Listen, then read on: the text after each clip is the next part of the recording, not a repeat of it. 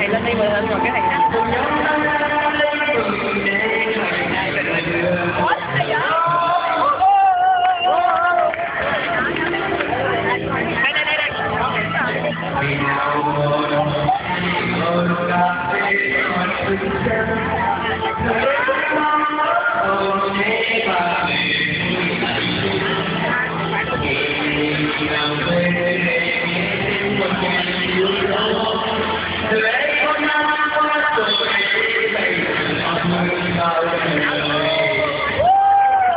Ai hú như cày vậy?